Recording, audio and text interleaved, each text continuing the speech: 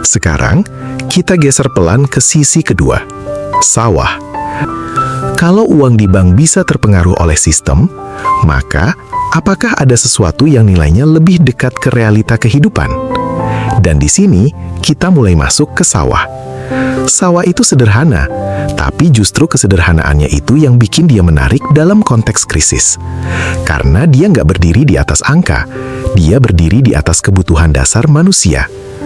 Kalau deposito tadi kita bahas sebagai sesuatu yang bergantung pada sistem, maka sawah ini kebalikannya.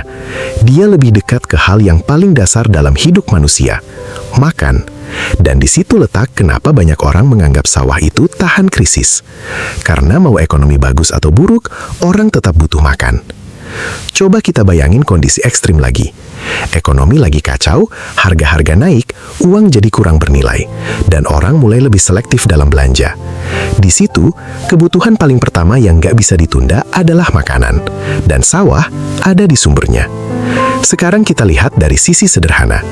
Sawah bisa menghasilkan beras, beras bisa dikonsumsi, dan konsumsi itu selalu ada permintaan. Artinya, selama manusia hidup di suatu wilayah, nilai dari hasil pertanian itu cenderung tetap ada. Tapi bukan berarti otomatis aman tanpa risiko.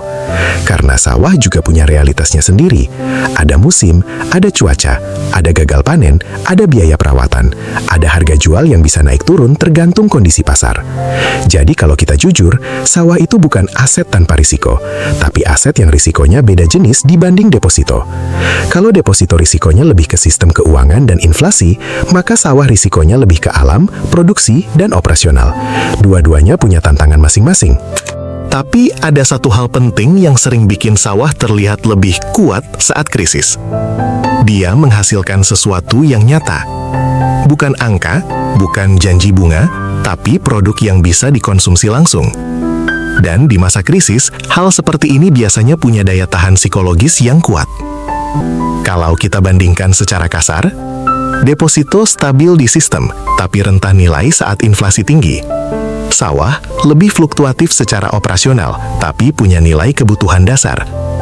Tapi di dunia nyata, jarang sekali orang cuma bergantung pada satu aset. Orang suka bertanya, mana yang lebih baik? Padahal, pertanyaan yang lebih tepat adalah, kombinasi apa yang paling masuk akal untuk kondisi yang tidak pasti? Karena krisis ekonomi itu bukan cuma soal uang turun nilai, tapi juga soal perubahan perilaku masyarakat, perubahan harga barang, perubahan kepercayaan terhadap sistem, dan perubahan cara orang bertahan hidup.